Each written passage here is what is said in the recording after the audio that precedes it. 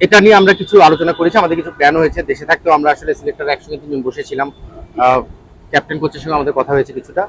তো টি-20 ফরম্যাটে আমরা আসলে যদি একটু ক্লোজ অবজারভেশনে যাই, আপনি দেখবেন 26-এ ওয়ার্ল্ড কাপে আমরা যখন যাব, তার আগে আমরা বিপিএল পর্যন্ত আমাদের ঘরোয়া ক্রিকেট টি-20 একটা টুর্নামেন্ট দিয়ে শেষ করবো।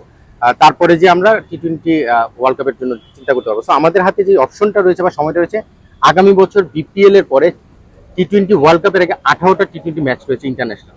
তো সেই জায়গা থেকে আমরা খুব সুন্দর একটা দল ব্যালেন্স তৈরি করার স্বপ্ন দেখছি।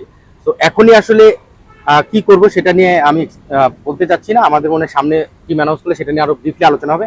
বাট যেহেতু আমাদের 6টা টি-20 রয়েছে এই বিপিএল এর আগ পর্যন্ত বা নেক্সট ক্যালেন্ডার ইয়ারে ঢোকার আগ পর্যন্ত, এই 6টা টি-20তে আমরা খুব ম্যাসিভ কিছুতে যাওয়ার চিন্তা করছি না। বাট টি-20 ওয়ার্ল্ড কাপ যেটা আমি মনে করি যে এটা আমাদের হাতে বেশ ভালো সময় রয়েছে। আমি বিলিভ করি যে বিপিএল এর পরে 18টা টি-20 ইন্টারন্যাশনাল ম্যাচ, তার সঙ্গে তো আমাদের নিজেদের কিছু ম্যাচ থাকবে, সাইড ম্যাচ থাকবে, সবকিছু মিলে তখন হয়তো আমরা আরো বেশি ফোকাস করতে পারবো সেই জায়গায়। আরেকটা প্রশ্ন চলে আসে যে যেহেতু 24-এর ওয়ার্ল্ড কাপ অনেক সিনিয়র ক্রিকেটার খেলেছেন, তাদের আসলে 26 পর্যন্ত তারা ক্যারি করতে পারবে কিনা সেটা নিয়ে একটা প্রশ্ন আছে। সেই চিন্তা করে কি আপনারা আসলে ইয়াং কাউকে সুযোগ দিতে চান কিনা? যদি আপনি 1 বছর টানলেন, তারপর আসলে 26 পর্যন্ত তারা আসলে যোগ্য থাকছে না বা বয়সের কারণে সবকিছু মিলিয়ে, এটা এটা এটা জাজমেন্টের জন্যই কিন্তু সময় নেওয়া। কারণ আমাদের সামনে আপনারা জানেন ইমার্জিং টিম একটা যাচ্ছে খেলতে, এই টিম ওমানে। তারপরে আমাদের এনসিএল টি-20 রয়েছে, তারপরে আমাদের বিপিএল টি-20 রয়েছে। তো আমরা কাউকে এখন হুট করে এনে তাকে আসলে ওই কঠিন চ্যালেঞ্জটা দিতে যাচ্ছি না বা চিন্তা করছি না। অবশ্যই কাউকে না কাউকে তো অপরচুনিটি দিতেই হবে। বাট আপনি যেটা বললেন যে 26-এ ওয়ার্ল্ড কাপে যাওয়ার আগে অনেক সিনিয়র প্লেয়ারদের নিয়ে চিন্তার বিষয় রয়েছে, সেই সময়টা আমাদের চিন্তা করার জন্য আগামী বিপিএল এর পরে আমরা চিন্তা করার সময় রয়েছে। তো আমরা আরেকটু লম্বা সময়ের জন্য এভাবে চিন্তা করতে যাচ্ছি। 250-টিরও বেশি ডিজাইন অপশন নিয়ে ওয়ালটন স্মার্ট ফ্রিজ, বোঝে আপনার প্রয়োজন।